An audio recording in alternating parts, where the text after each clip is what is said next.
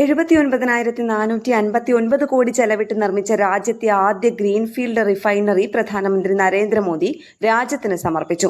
രാജസ്ഥാനിലെ ബലോത്ര ജില്ലയിലെ ഛത്പദ്രയിലാണ് റിഫൈനറി. രാജ്യത്തിന്റെ ഊർജ്ജ സുരക്ഷ, തദ്ദേശീയ എണ്ണ പര്യവേക്ഷണം എന്നിവയ്ക്ക് കരുത്താകുമെന്ന് മോദി പറഞ്ഞു. പശ്ചിമേഷ്യൻ സംഘർഷ സമയത്ത് 40-ൽ പരം രാജ്യങ്ങളിൽ നിന്ന് LPGയും എണ്ണയും ഇറക്കുമതി ചെയ്ത് പ്രതിസന്ധി വിജയകരമായി മറികടന്നു. നയതന്ത്രമാണ് ഇന്ത്യയെ സഹായിച്ചത്. ആശങ്ക പരത്താൻ ശ്രമിച്ചവർ നിരാശയിലാണെന്ന് പ്രതിപക്ഷത്തെ കുത്തി മോദി പറഞ്ഞു. റിഫൈനിംഗ് ശേഷിയുടെ കാര്യത്തിൽ ഇന്ത്യ ഇപ്പോൾ ലോകത്തിലെ 4ാമത്തെ രാജ്യമായി മാറിയിരിക്കുന്നു. ആഗോളതലത്തിൽ വില വർദ്ധിച്ചതിനെ തുടർന്ന് ഏപ്രിൽ മുതൽ ജൂൺ വരെയുള്ള കാലയളവിൽ എണ്ണ കമ്പനികൾക്ക് 75,000 കോടിയിലധികം രൂപയുടെ നഷ്ടമുണ്ടായി. എന്നാൽ ജനങ്ങളെ ബുദ്ധിമുട്ടിക്കാതെ സർക്കാർ ആ ബാധ്യത ഏറ്റെടുത്തുവെന്നും അറിയിച്ചു. ചടങ്ങിൽ 1.06 ലക്ഷം കോടിയുടെ വികസന പദ്ധതികൾക്ക് തുടക്കം കുറിച്ചു. ജോധ്പൂരിലെത്തിയ മോദി അവിടുത്തെ വിമാനത്താവളത്തിന്റെ പുതിയ ടെർമിനൽ ഉദ്ഘാടനം ചെയ്തു. 480 കോടി ചെലവിട്ടാണ് നിർമ്മിച്ചത്.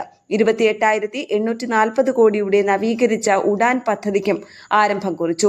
40 മടങ്ങ് സ്റ്റീലാണ് ഉപയോഗിച്ചത്.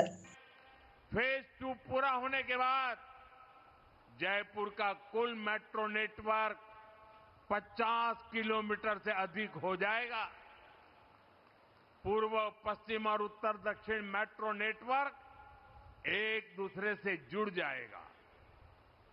इससे स्थानीय लोगों को आसानी तो होगी, पर्यटकों के लिए सुविधा भी बढ़ेगी.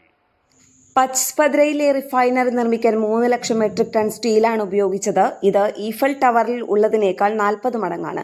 ഹിന്ദുസ്ഥാൻ പെട്രോളിയം കോർപ്പറേഷൻ ലിമിറ്റഡും രാജസ്ഥാൻ സർക്കാരും സംയുക്തമായാണ് പദ്ധതി നടപ്പാക്കുന്നത്.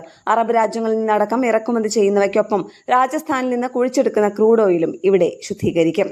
നാഷണൽ ഡെസ്ക്, കേരള പ്രണാമം.